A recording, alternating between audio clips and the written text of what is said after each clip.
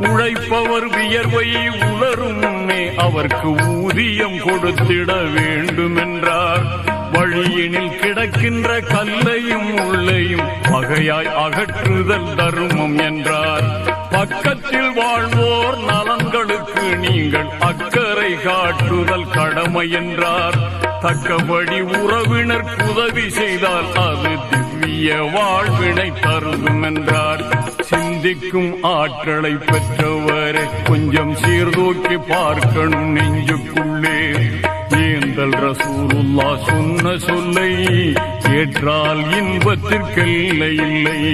சிந்திக்கும் ஆற்றலை பெற்றவரை கொஞ்சம் சீர்தூக்கி பார்க்கணும் நெஞ்சுக்குள்ளே.